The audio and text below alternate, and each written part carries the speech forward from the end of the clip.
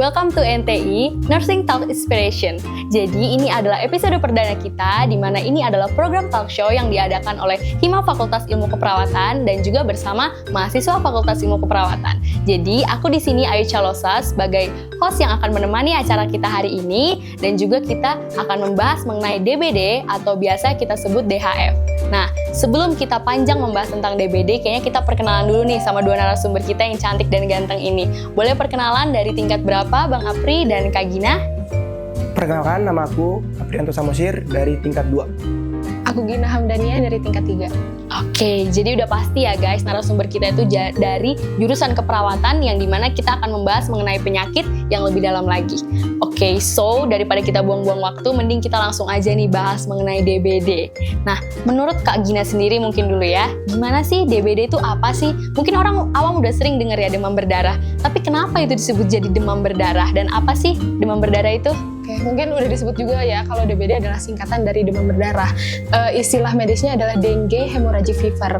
Nah, jadi si DBD ini tuh diakibatkan oleh virus dengue yang dibawa oleh nyamuk Aedes aegypti. Jadi orang yang terkena DBD itu akan terjadi gangguan dalam pembekuan darah. Itulah kenapa disebut demam berdarah. Demam berdarah. Gitu. Oh, ya benar ya. Jadi kita mungkin memang udah sering ya dengar demam berdarah. Tapi mungkin untuk penjelasan lebih mendalamnya atau medisnya mungkin ya itulah seperti yang Kak Gina jelaskan tadi. Nah, jadi penyakit demam berdarah itu di mana dia penyakit pasti ada gejalanya kan, setiap penyakit di mana itu akan semakin menegakkan diagnosa. Nah, boleh dong sharing kita gimana sih gejalanya DBD itu, mungkin Kak Gina boleh sharing? Oke, yang tadi ketika si nyamuk itu gigit kita, itu kan masuk ke pembuluh darah ya. Nah, ketika si gigitan nyamuk itu udah terjadi, maka terjadilah inflamasi. Jadi tubuh akan mengeluarkan mekanisme pertahanan yang nantinya akan dikeluarkanlah mediator inflamasi. Nah, si mediator inflamasi inilah yang mengakibatkan tanda dan gejala. Si mediator inflamasi akan merusak pengaturan suhu di hipotalamus yang akhirnya nanti demam. Terus mediator inflamasi juga kan akan mempengaruhi beberapa organ gitu ya. Salah satunya adalah lambung. Nah, di lambung akan terjadi peningkatan asam yang nantinya gejalanya itu mual sama muntah. Iya. Itu normal ya semua penyakit. Terus mediator inflamasi juga nantinya akan mengakibatkan nyeri pada sendi, terus ada ruam-ruam atau bintik-bintik di kulit, itu gejala khasnya ya, gejala khas dari si DBD ini. Oh, jadi itu ya guys gejalanya. Nah, jadi tapi nggak semua dari gejala tadi itu udah pasti DBD kan. Nah, jadi kita harus memang lebih memperhatikan lagi ya. Ada juga sih yang kayak nyeri badan gitu dari otot. Ya itu kayaknya memang, jadi kita harus memperhatikan lagi ya gimana gejala yang didapatkan. Nah, di setiap penyakit itu pasti ada fase-fasenya, sampai dari fase awal sakit sampai fase penyembuhan. Mungkin Bang Apri nih sekarang boleh sharing nih fase-fase apa aja sih yang terjadi sebelum DBD dan sampai penyembuhan itu?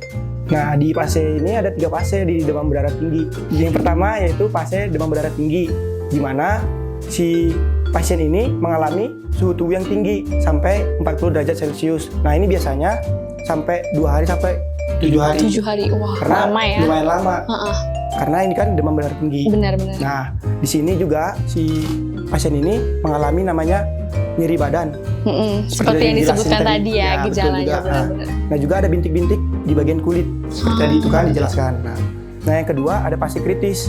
Di fase kritis ini di mana si pasien itu udah merasa seperti udah pulih, udah sembuh dari fase sebelumnya. Jebakan ya, jadi ya. Nah, ternyata di fase ini pasien itu kayak lalai gitu karena udah merasa kuat kan. Nah, bisa mengakibatkan drop. Justru malah makin drop ya? Ya, betul. Malah justru bisa mengancam nyawanya. Itu kenapa sih bisa kayak mengancam nyawa gitu? Iya. Karena di fase kritis ini tuh yang terjadi adalah shock gitu. Jadi kebocoran plasma di dalam darah gitu. Jadi memang sebenarnya nggak bisa kita sepelekan semua ya. Iya. Dimana kita udah demam tinggi terus tiba-tiba turun, itu bukan berarti kita sembuh. Ya, tetap kita harus memang ke medis ya. Ya. Lalu mungkin ada fase selanjutnya? Nah, ada fase selanjutnya yaitu pemulihan. Nah, dari fase kritis ada fase pemulihan. Nah, di fase pemulihan ini di mana si pasien ini udah 3 hari mengalami atau melakukan namanya tindakan yang diberikan oleh perawat-perawat. Oh, udah pengobatan Iya, ya. pengobatan. Oke. Sehingga dia udah kayak diatur keseimbangan cairannya semuanya sehingga dia dapat Pulih kembali. seperti biasanya. Oke, jadi memang ada fase-fasenya ya. Dan yang paling parah mungkin di fase kritisnya. Iya. Jadi memang kita nggak bisa menyepelekan demam tinggi ya. Ya memang begitu. Jadi lanjut aja, biasa penyakit itu kita pasti ada komplikasi. Dimana kalau penyakit itu nggak ditangani dengan tepat dan cepat, pasti ada terjadi komplikasi dong di dalam tubuh betul, kita betul. ini. Nah, kan setiap penyakit itu pasti beda-beda komplikasinya. Nah, misalnya DBD nih nggak ditangani dengan benar, atau mungkin di rumah aja, itu gimana sih komplikasinya? Apa aja sih yang terjadi dalam tubuh kita itu? Nah, jadi komplikasi ini di DBD ini ada 4. Oke. Yang pertama ada pendarahan, yang kedua adalah dengue shock syndrome, yang ketiga adalah gagal ginjal akut, dan yang selanjutnya adalah edema paru. Mungkin bisa oke. dijelaskan oleh. Oke, Oke, mungkin aku jelasin. boleh lanjut ya. Aku jelasin Boleh. dikit ya. Oke, yang pertama pendarahan. Pendarahan seperti yang udah aku bilang tadi, kalau orang dengan DBD itu pembekuan darahnya terganggu. Otomatis ketika terjadi luka, si luka itu nggak bisa ditutup dengan benar gitu. Jadi si darahnya akan keluar-keluar. Ya kayak gitu. Nah di pendarahan ini tuh mungkin nyambung ya. Tadi ada pendarahan sama shock. Ya. Nah Benar. ketika sudah terjadi pendarahan mungkin belum parah sampai shock gitu. Tapi ketika ini berlangsung terus-menerus, yang tadi nggak diobati, itu mediator inflamasi, terutama histamin itu akan keluar terus-menerus. Jadi mengakibatkan permeabilitas di kapiler itu meningkat. Jadi cairan plasma itu akan keluar ke rongga yang tidak seharusnya gitu. Jadi kan cairan plasma itu harusnya di pembuluh darah aja gitu ya. Benar. Tapi ini ketika si luka tidak tertutup maka akan keluar, bisa ke rongga yang tadi ada edema paru Ya, itu betul, Mbak. iya bisa ke Betul. paru-paru juga. Jadi bisa kemana-mana komplikasinya ya. Nah, ini yang ngakibatin shock. Oh, jadi kayak gitu. Jadi mungkin bisa di-sharing itu tadi itu kita udah sharing gimana sih, apa aja sih komplikasinya.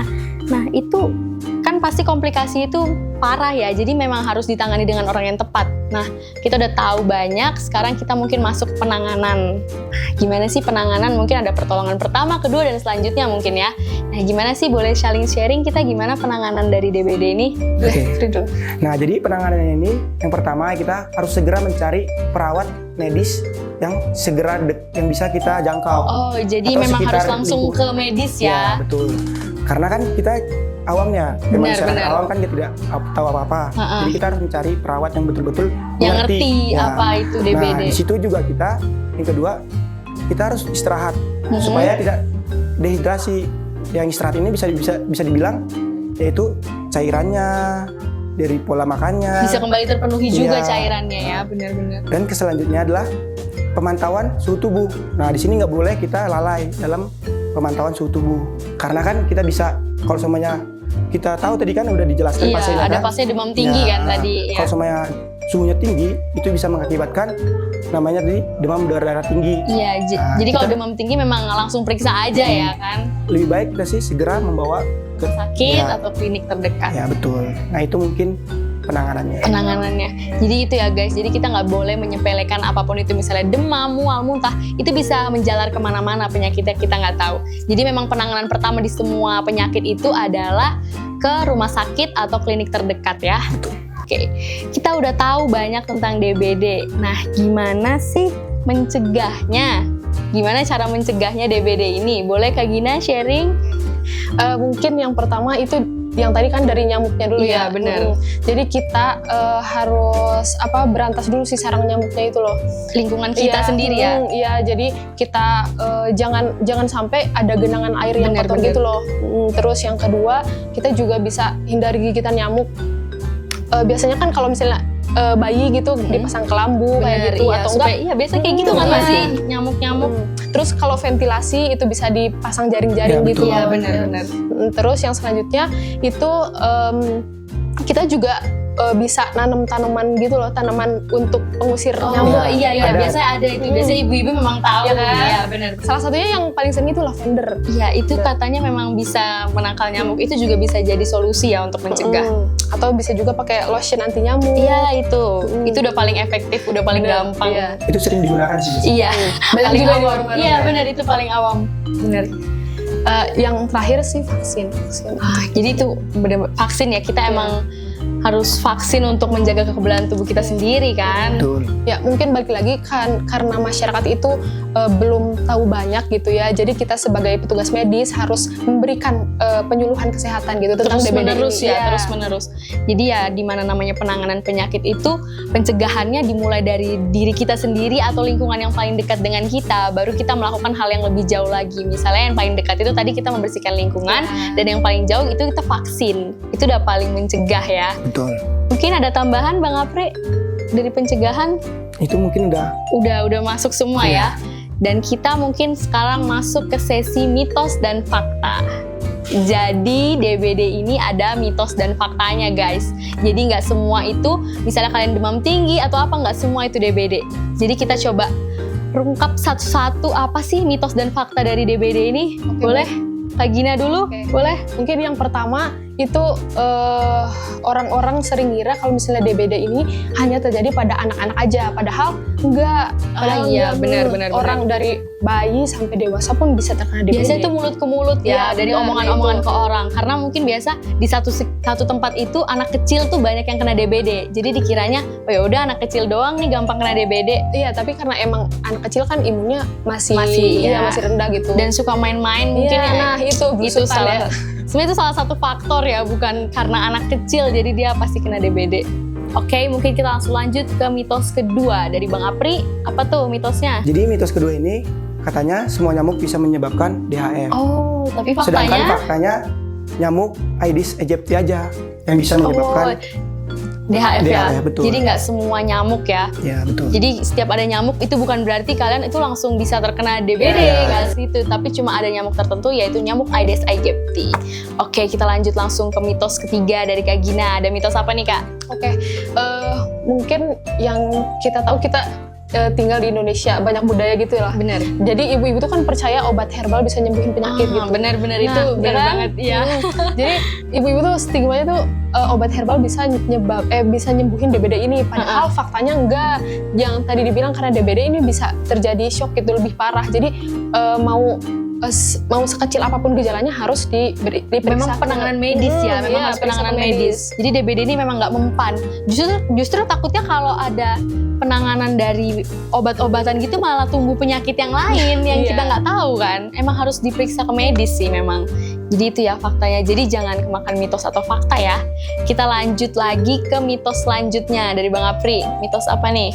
Nah, jadi mitos selanjutnya itu adalah DHF ini bisa menyebabkan kematian. Oh, Nah, faktanya memang betul. Jadi demam berdarah tinggi ini bisa menyebabkan kematian. tapi nggak semua ya. Nggak semua, Nggak semua. karena semua tergantung penanganan dan tindakan yang Benar, dilakukan. iya, benar. Jadi kayak jangan langsung parno. Iya. Oh, DBD aku bakal nggak selamat nih, bakal nggak itu. Teman itu nggak bener ya ternyata. Jadi kita memang harus selalu waspada, tapi kita juga harus tahu gimana gitu kan penanganannya apa segala macam dan nggak parnoan. Nah, benar Yang itu penting jangan sih, nggak panik sih. parnoan, iya. Iya. Dan kita langsung lanjut lagi. Mungkin ini mitos terakhir ya. Oke, mitos terakhir. Oke, Mitos jadi terakhir. mitos terakhir itu mitosnya ya semua demam itu adalah demam berdarah gitu. Padahal nyatanya enggak. Oh Kan yang tadi udah dibilang juga Kenapa ciri khas, demam berdarah? Ciri khas Iya. dari demam berdarah itu ada salah satunya bintik-bintik gitu. Jadi bukannya tiap demam, Iya, karena iya. emang pembahasan ditekankan di demam berdarah tuh kayak demam, Demam, tinggi iya, ya. demam tinggi. Demam tinggi, wah ini DBD. Tapi kita kayaknya melewati banyak fase untuk sampai ke demam berdarah itu sendiri kan. Iya, lihat juga dulu tanda gejalanya itu Iya, seperti betul. apa gitu. Bener-bener. Maka bisa dikatakan demam berdarah tinggi. Iya, jadi memang kembali lagi harus ke medis ya, Iya. harus periksa benar-benar harus periksa darah terlebih lagi kan untuk tahu gimana DBD ini akan terjadi. Oke, kita udah bahas banyak banget nih tentang apa itu DBD, ada berapa fasenya, komplikasi, gejala, penanganan, juga yang terakhir ada mitos dan fakta. Kayaknya kita langsung aja. Jadi kita udah banyak kesimpulan, kita masuk ke kesimpulan. Jadi setelah kita udah bahas banyak nih tentang DBD, kita punya 3 kesimpulan yaitu BHT, yaitu berantas, hindari, dan tingkatkan. Berantas sarang nyamuk. Hindari gigitan nyamuk. Tingkatkan kekebalan tubuh. Oke, aku Aisyah Losa sebagai host yang telah memandu acara ini bersama narasumberku ada Kak Gina dan Bang Apri menutup acara talk show kali ini dengan tema DBD. Selanjutnya kita akan ketemu di episode selanjutnya. Bye-bye! Bye.